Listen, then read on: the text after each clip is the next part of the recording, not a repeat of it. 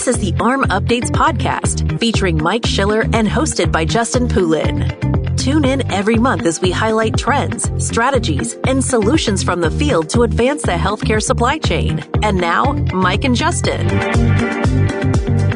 Welcome to the August edition of the AHRMM Updates podcast. This is Justin Poulin from Power Supply, Mike Schiller from AHRMM with the update. And this is probably going to be every year one of our favorite AHRMM updates in terms of August is conference time. And so for anybody out there that wasn't able to attend the conference, we've got an update, a lot of great energy, great attendance. Mike, I'm sure you got some well-deserved rest over the weekend since the conference was just last week. I know this will be another week or so before it goes out to everybody, but what a great time. Yeah, it was an exciting time. We had just a large number of attendees, actually 10% more than we had last year. So we're really pleased with that number. As you mentioned, right, a lot of energy. We got a lot of positive feedback. People loved the content. It was extremely relevant. Some really strong takeaways for the attendees to bring back to their organizations, right, to help position them as we move into this new normal landscape that we're all operating within.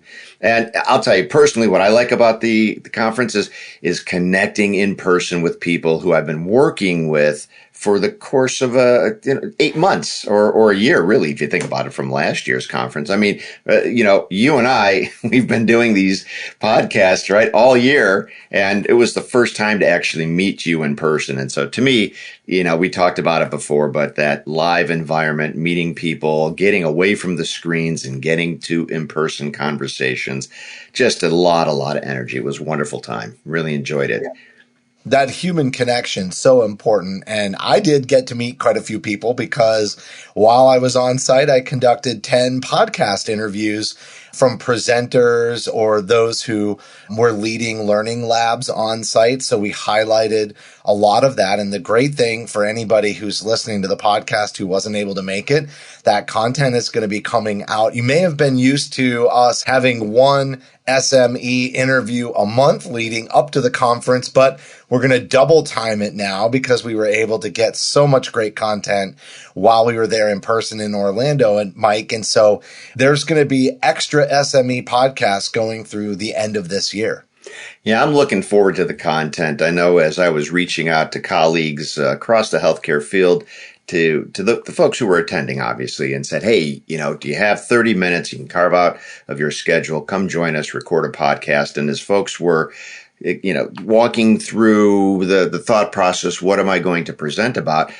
Great diversity of content and ideas and information. So I'm really excited to be launching all of this additional content through this medium, right? Through the modality, through podcasts, to really bring this information to people in a very timely and easily digestible format. So I can't wait to plug in because I know what they're going to talk about. I'm looking forward to listening to them.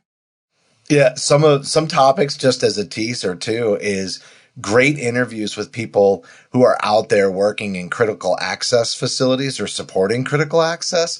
And so I think if you're an AHRMM member and you work at a critical access facility or in a rural community, there's going to be some really great content for you as well. And just to kind of wrap up some of the highlights from the AHRMM conference, you also had a formal launch at the event. So I think this deserves a lot of highlighting as well. Yeah, thanks for teeing that up. We are thrilled to announce the launch of a anti-trafficking website, a resource that we've developed. I co-lead, I'm an SEC co-lead with the Due Diligence Education Task Group, which is a task group of the Joint Forced Labor Work Group.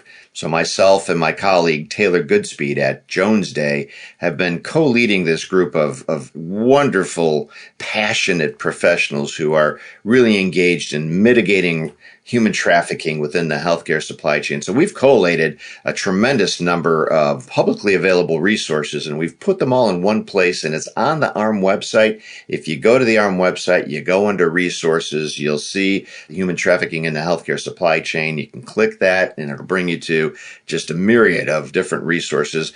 The work group or the task group is is developing templates around codes of conduct, policies and procedures, contractual language, RFIs, RFPs. We'll be adding a lot more content to this as the year goes on. But I want to put a shout out to our marketing team. I want to put a shout out to the task group for all of their hard work and bringing all of those resources together. And big formal announcement at Monday morning's general session by our advisory board chair, Laura Kowalczyk. So we're thrilled, and we're really engaged in the three-prong approach of raising awareness, educating, and then action. So now awareness, education, right? We're in that mode. And the goal here is as we move into 2024, we can begin to move into action. Excellent. That's a lot of great work. And I know we have a format for these typically where we talk about what AHRMM's doing at a high level, but that is definitely one of those high level initiatives. It's definitely something that, as you mentioned, it's got several phases that take time. It's great that you're finally kind of looking down the tunnel at that action phase and making an impact. And then we typically also talk about how AHRMM membership can get involved. What's going on with the AHRMM that they can also have that kind of an impact and be influential, not just what AHRMM is doing at a high level, but what we can all be doing as members. And so there is a healthcare learning community focused on sustainability. What's that all about, Mike? Yeah, this is a topic that's beginning to gain more and more attention in the healthcare setting. Obviously, there's a lot of attention out in the public sector, right outside the hospital setting, and it's really beginning to gain a lot of attention from supply chain leaders in the hospital setting. A lot of benefits and potential cost savings as we look at sustainable purchasing practices, sustainable products. You hear about the circular economy. So we've got a work group that we're teeing up. We're getting ready to launch. We've got 2 co-leads for this healthcare learning community who will be leading the conversation. Look for a call for participants to be coming out here in the next couple of weeks. And we want to bring a large group together, different stakeholders representing each of the verticals that comprise the healthcare supply chain to really begin to talk about what does sustainability look like. We want to come up with some very action-oriented and informational deliverables to get those out to the field. So really excited to be teeing that up. It's been a bit of we've had a little time go between the last healthcare learning community. This little thing called COVID kind of disrupted our rhythm with that, but we're really looking forward to kind of getting back in stride and kicking it off with what I think is going to be a really dynamic conversation and a real dynamic group.